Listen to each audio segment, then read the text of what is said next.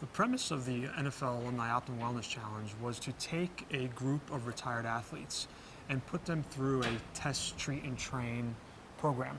One that we developed specifically to try and understand, create a baseline so that we can manage people's issues from start to finish. And that meant everything from their blood work, some of the advanced diagnostics that deal with cardiac issues, and all of that done so that we can create a program that is a non-invasive program that allows us to start with nutrition first, exercise second, and then more advanced as necessary. As part of the Optimal Wellness Challenge at Ferraro Spine, we took on the role of the non-interventional modalities. So in optimal medicine, there are 4 different phases of care. You have anticipative, where the patient becomes their own doctor and they're educated and trained on how exactly to eat and how to exercise. Then there's metabolic medicine, which is where the body tends to heal itself. And then there's providers such as myself, as a chiropractor, a physical therapist, massage, that all just help the body to kind of nudge it along and get it to do its own thing to heal itself.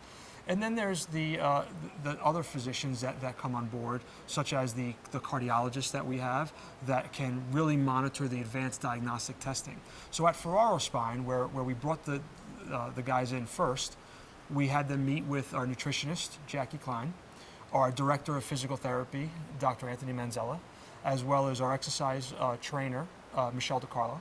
And this group, including myself and some of our other support staff, exercise physiologists, physical therapy assistants, all together worked with these guys to really revamp the way they trained and showing them some newer modalities like the vibration plate, which a lot of these guys had never seen. It's not just about throwing weight around. It's more about functional rehabilitation and understanding where some of their deficiencies lie and going out and actually addressing them. Well, as professional athletes, the competitive edge never dies. And so whether it's how many calories they're taking in a day, how many push-ups they can do, how many laps around the parking lot they can run, it's a daily competition.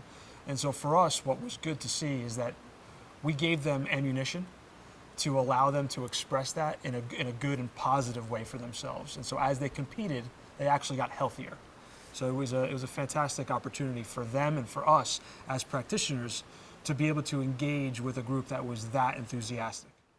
Well, going through the challenge, we saw that these athletes, these retired athletes, were just remarkable specimens. And so even though some of them may have gotten some deconditioned, some of them have dealt with some pretty serious illnesses, cancer, cardiac, what we see is that the public can actually relate, in that just because someone's a professional athlete doesn't make them immune to what may happen to any one of us.